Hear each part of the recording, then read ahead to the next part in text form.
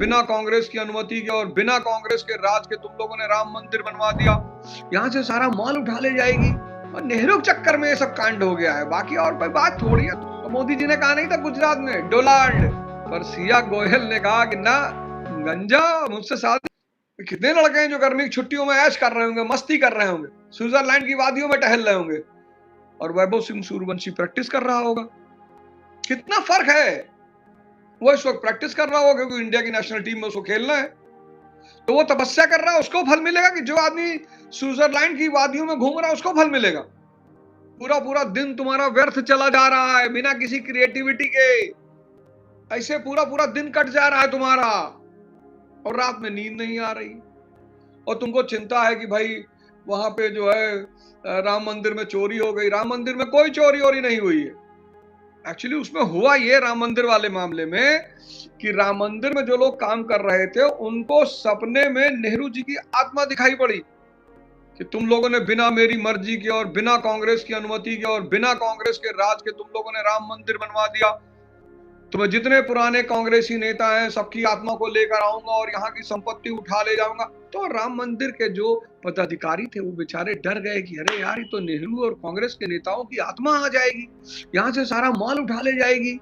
तो बचाने के लिए वो ले गए कहीं सेफ जगह पे रख दी, और नेहरू के चक्कर में ये सब कांड हो गया है। बाकी और कोई बात थोड़ी है। तुम लोग नाहक में परेशान हो रहे हो यार। नेहरू का भूत इन लोग को छोड़ेगा थोड़ी। तुम फर्जी में परेशान हो, चोरी हो गया, चोरी हो गया। कैसे चोरी हो जाएगा यार। नेहरू जी आए और नेहरू जी के साथ में शायद इंदिरा जी भी आ गई कि इन लोगों ने तो यार इस मुद्दे को कैश करा लिया, मंदिर बनवा लिया, और सब भाग भाग के पूरी दुनिया राम मंदिर आ रही है।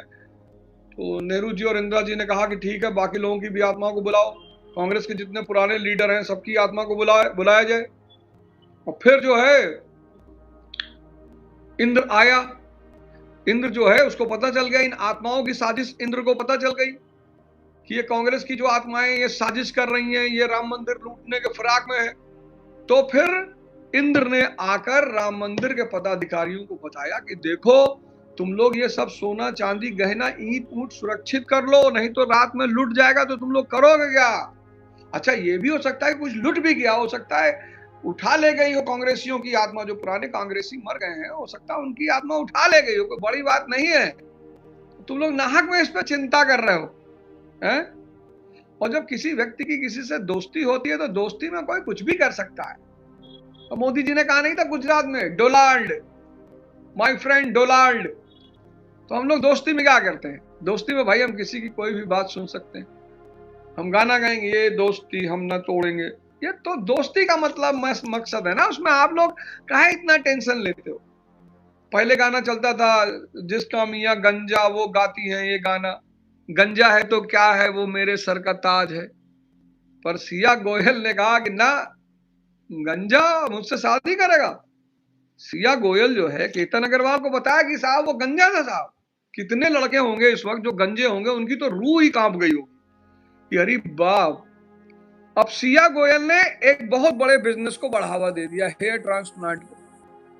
अब जितने अनमैरिड लड़के इस वक्त गंजे हैं, उस सबसे पहला काम यही करेंगे, चाहे उनको एक किडनी बेचनी पड़े, वो सबसे पहला काम यही करेंगे कि अपना वो बाल लगवाएंगे, बीविंग करवाएंगे। वो करवाएंगे, वो तो अब अनिवार्य हो गया ना। उस लेडी ने कह दिया कि भाई वो गंजा था, मुझे बर्दाश्त नहीं था तो मैंने मार दिया। अब गंजे जो है विग नहीं लगाएंगे कि पता नहीं कब पकड़ ले जाए लोहागढ़ फोर्ट में। और जितने गंजों की शादी ऑलरेडी हो चुकी है और उनकी पत्नियों को नहीं पता है, वो तो भाई साहब पत्नी के साथ पहाड़ी इलाके में तो ना जाएंगे, ना वो पहाड़ी इलाके में जाएंगे, ना क्रूज पे जाएंगे, और ना ट्रेन के दरवाजे पे खड़े होंगे आके। इस सबसे वो बचेंगे कि भैया पता नहीं कब क्या कर डाले। आपको टेंशन है, आप इन सब बातों की नाहक में टेंशन लेते हो, फालतू में आप टेंशन लेते हो इन सब बातों की। तो माया नगरी है, दुनिया चल रही है। आज एक साहब हमसे पूछ रहे थे, कह रहे थे कि साहब हम बहुत सज्जन आदमी हैं, हम जीवन में कुछ कर नहीं पाए। हमने कहा तब भीख तो मांगते हो? बोले हाँ भीख मांगते हैं। हमने कहा भीख ही मांगोगे? जब तुमको फिजिक्स का फॉर्मूला ही नहीं पता, मैथ्स का फॉर्मूला ही नहीं पता, तो सवाल लगाओगे कैसे बे? सवाल लगाने के लिए सूत्र पता होना चाहिए ना। अब तुमको सूत्र ही नहीं पता, तो माया का सूत्र क्या है? जो आदमी माया के रास्ते पे चलता है उसकी 4 परीक्षा होती है। पहली परीक्षा विवेक की, कि विवेक तो नहीं है इसके पास, को बुद्धि है, कमीनापन है, हाँ है साहब, पास हो। दूसरी परीक्षा करुणा तो नहीं है, बोले नहीं साहब करुणा नहीं, हाँ बोले तब पास हो। बोले भोगी, बोले सारा परम भोगी है, बोले पास हो गया।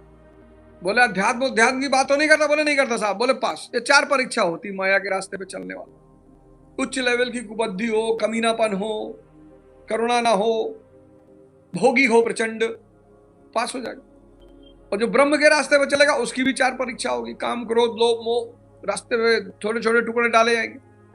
अब आम आदमी क्या करता है, ब्रह्म के सिद्धांत को माया के खेल में लगाता है, पैसा भी कमाना चाहता हो, कहता मैं झूठ भी नहीं बोलूंगा, तो तुम हाजी मलंग पे भीख भी नहीं मांग पाओगे। मिडिल क्लास कौन है, आम आदमी कौन है, जो ब्रह्म के सिद्धांत पर माया को जीतना चाहता है। वो संभव नहीं है।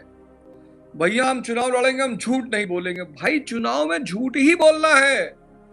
मणि मानिक मुक्ता छवि जैसी, अहि गिर गज सिर सोह न तैसी, नृप किरीट तरुणी तनु पाई, लहई सकल शोभा अधिकाई।